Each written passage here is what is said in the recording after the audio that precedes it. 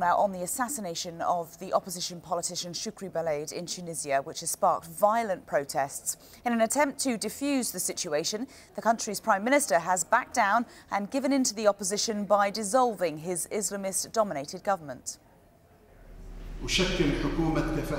I will form a government of technocrat nationals who don't belong to any party that will serve the country. They will have a specific mission or purpose of running the country until elections can be held as soon as possible.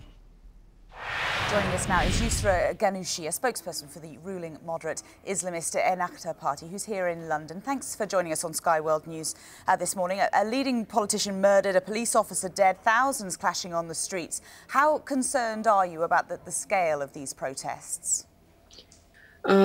We have strongly and absolutely condemned the assassination of Chokri Belaid, which has not only targeted him as a politician, but has targeted Tunisia's transition to democracy and has sought to disrupt this transition. We have strongly condemned this, and we understand the feelings of anger and frustration and shock felt by all Tunisians, and we believe everyone should have the right to express their feelings and their views peacefully, but we also condemn the attacks on party offices and public buildings, and we condemn also the discourse that justifies such attacks by directing baseless allegations at different parties without waiting for the authorities to determine and arrest the perpetrators.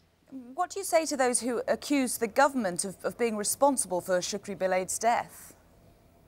These are completely irresponsible allegations and statements that only cause further tension and chaos. And En-Nahdha has called for restraint, for showing responsibility and unity at this difficult time. It's not for me or for the party to determine those responsible. It is for the authorities, and I hope they do so very soon.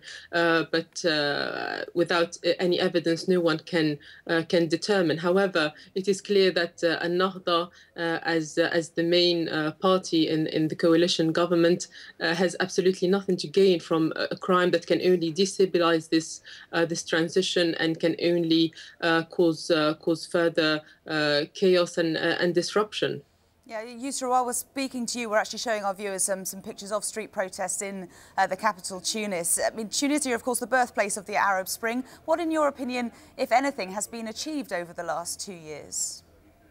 No one expected this transition from 50 years of dictatorship to a democratic state to be easy. It has not been easy, but a lot of progress has been achieved.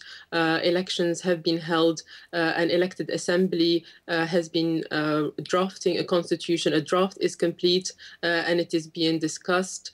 We have a pluralistic government for the first time that brings together secularists and Islamists, and progress is being made. It's not easy to resolve the problems that have accumulated for decades: economic problems, social problems, political problems, but Tunisia is heading in the right direction, definitely. And Yusra, just finally, elections as soon as possible. Can you be any more specific as to when the people might get the vote?